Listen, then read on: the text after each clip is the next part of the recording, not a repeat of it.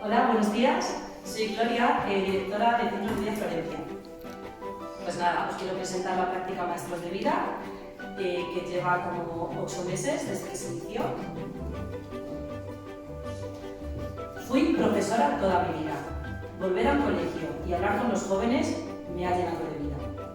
Qué bonito es poder enseñarles cosas y que te escuchen. ¿Cómo ha cambiado la vida? Me hubiera quedado toda la mañana hablando con los niños. Quería empezar por aquí, por testimonios y opiniones de muchas de las personas mayores que han participado en esta práctica, porque realmente ellos son los únicos protagonistas. Ellos son los que deberían de estar aquí hablando y contando en qué consiste la práctica. Son los organizadores, son los directores y son los ejecutores del programa de Maestros de Vida. Estamos ante el salto generacional más grande vivido hasta el momento. Las personas mayores que nos rodean han vivido historias inimaginables, han luchado, han sufrido, han vivido y tienen todo un legado de vida que contar. Las generaciones jóvenes, las actuales, probablemente nunca llegarán a vivir todo lo que han vivido nuestros mayores. Y es un legado de vida que merece la pena ser contado, que merece la pena ser escrito y que merece la pena ser recordado. Contarles cosas con cómo eran las escuelas, los kilómetros que tenían que recorrer para llegar a ellas, la suerte que tienen actualmente de tener un abanico infinito de posibilidades de estudiar, que ellos tuvieron que dejar de estudiar a una edad muy temprana, el respeto que se les tenía a los profesores, hablarles de cómo la educación era una educación separada por géneros, de cómo la mayoría de las mujeres a las que apoyamos tuvieron que aprender a leer y a escribir de manera autónoma porque no se consideraba que era importante para ellas. Al final, su papel en la sociedad era aprender a coser y aprender a ser buenas esposas. Y en eso se centraban sus clases.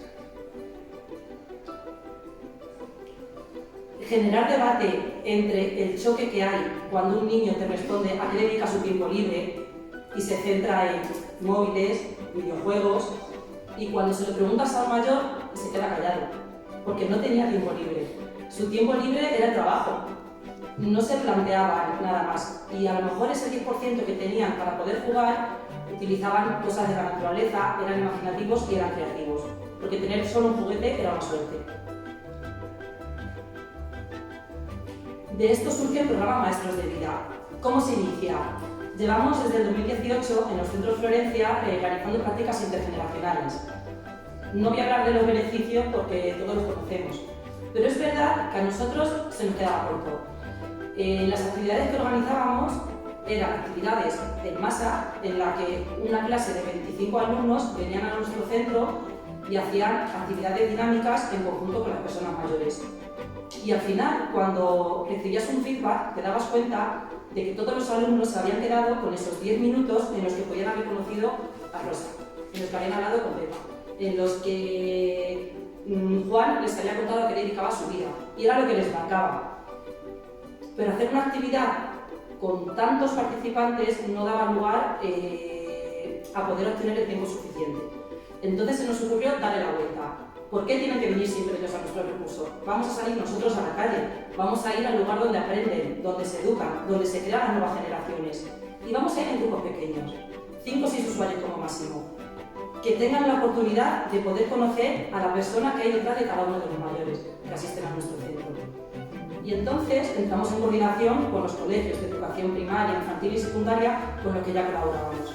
Y nos encontramos la sorpresa de que estaban entusiasmados, de que lo recibieron con alegría, incluso de que nos transmitieron que llevaban tiempo queriendo hacer una actividad así, que querían que un grupo de mayores les hablase de la guerra, de la posguerra, de lo que tuvieron que vivir, de lo que tuvieron que luchar, y no encontraban a la gente, no tenían esa oportunidad. Ha sido un no parar de propuestas. ¿Qué objetivos perseguimos? Queremos potenciar la identidad personal de cada uno de los mayores, poner en valor sus experiencias, sus vivencias, darles voz, y que sean protagonistas del mundo. Un mundo que nos han regalado, un mundo que ha sido creado por ellos. Esta imagen es del pasado 8M, en la que colaboramos con el Instituto Villaverde. Vinieron un grupo de alumnos y les propusimos salir a la calle, luchar por la igualdad de género pero en comunidad. Cogimos a 20 mujeres del centro de día, salimos en conjunto con los alumnos y fuimos a la Plaza de las Mujeres de Vicálvaro y nos mezclamos con la gente.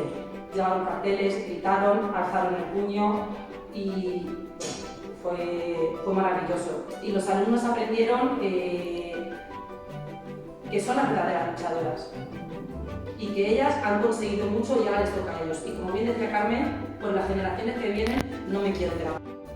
También se pretende generar convivencia intergeneracional y en nuestro punto de vista habría que crearla desde la base. Al final, los niños son los que tienen la mirada más inocente, más natural, lo absorben todo con una normalidad asombrosa y sobre todo no tienen estereotipos. En secundaria los empiezan a crear, pero todavía están limpios de estereotipos y ahí es donde hay que enseñar, ahí es donde debemos intervenir. Hablando de los estereotipos, uno de los grandes objetivos de la práctica. En los centros siempre hemos intentado romper con cada uno de los estereotipos. Y aquí os voy a contar un hecho de la práctica de maestros de vida, que fue el último que ocurrió, que es el mayor ejemplo. Estábamos en una clase y nos preguntó que cómo ligaban las personas mayores. Entonces las personas mayores empezaron a contar lo típico, los bailes, que las mujeres se sentaban, que el hombre llegaba y les sacaba a bailar, etc. Y entonces una alumna se animó y preguntó acerca de las relaciones prematrimoniales. A esa práctica asistieron Rosa y María, que son dos mujeres maravillosas, adelantadas a su época y que doy gracias porque no tienen filtro ninguno.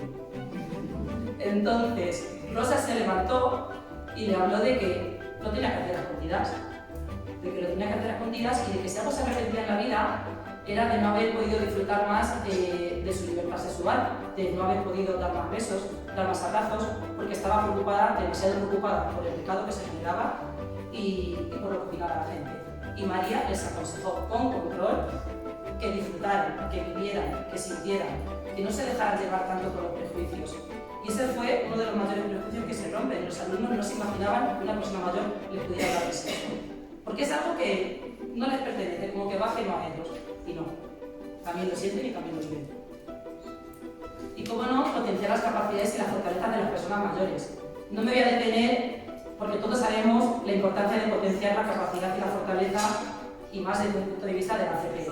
Pero sí os voy a hablar de Juan, operador de cine que ha estrenado todos los cines de Madrid y que les contó con detalles, con pelos y señales, cómo se crea una película, cómo se proyectaba, cómo lían las salas. Y los alumnos estaban entusiasmados. No hubieran terminado nunca de escucharle. Y Juan se sintió orgulloso. Se sintió orgulloso de poder contar su vida, de poder contar lo que mejor se le daba y de que se le diera importancia a ello. Y también os hablaré de Pedro, que ha trabajado toda la vida vendiendo bebidas en el Santiago Bernabéu. Imaginaros lo que es eso para un chaval de esa edad. Fue el rey de la mañana. No voy a hablar de futbolista porque no conozco ninguno, ¿vale? Pero les contó anécdotas, les contó relaciones, les contó con pelos y señales con quién se codeaba. Se acordaba de cada uno de los detalles. Eso no lo ha olvidado. Y los chavales, los alumnos, estuvieron entusiasmados. Y Pedro también se sintió orgulloso y se sintió capaz. Y se sintió que tenía un papel en el mundo. ¿Y cuál es nuestro papel? A mí me gusta decir que los profesionales que nos dedicamos a esto debemos de ser meras sombras. Nuestro papel es ser la sombra de la persona a la que apoyamos. Nos tenemos que quedar en la retaguardia, nos tenemos que quedar en un segundo plano, acompañándolos en todo momento para que cuando necesiten apoyo se lo podamos brindar. Pero son sus logros, son sus objetivos vitales y ellos solos deben de conseguirlo. Y aunque les hayamos apoyado, tenemos que intentar hacerlo de manera